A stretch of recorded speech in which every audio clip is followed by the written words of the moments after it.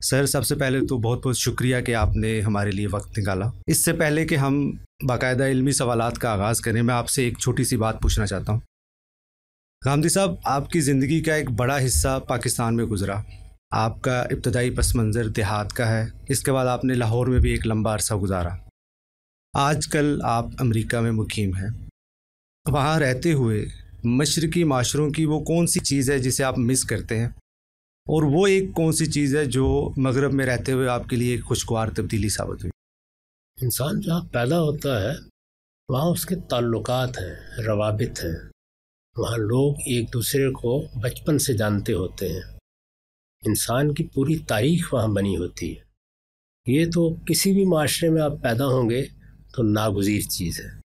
اس کے ساتھ اگر وہ مشرقی معاشرہ ہے تو مشرقی معاشرے میں تاریخ، شخصیات، روابط اور تعلقات اپنی ذات میں ایک روایت ہوتے ہیں۔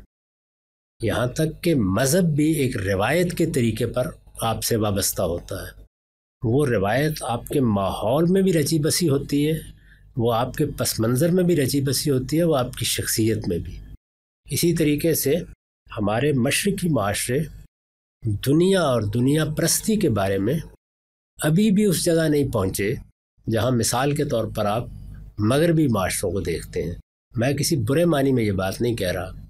ہمارے یہاں مشرقی معاشروں میں اس وقت بھی اگر آپ ذرا اندر اتر کے دیکھیں، دیہات میں چلے جائیں، آپ محلوں میں چلے جائیں، تو آپ کو انسان اصلی ہدف نظر آئے گا، اور وہ بھی روایت کے حوالے سے ایک دوسرے کے ساتھ وابستگی میں بندھا ہوا نظر آئے گا۔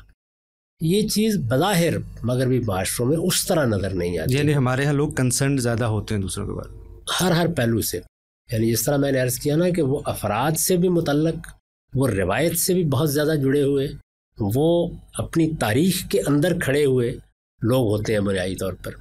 اب مغربی معاشروں کو ہم جب یہاں تھے تو ان کے لٹریچر کی وساطت سے دیکھتے تھے، ان کا ناول پڑھتے تھے، ان کی شاعری پڑھتے تھے، ان کی تاریخ پڑھتے تھے۔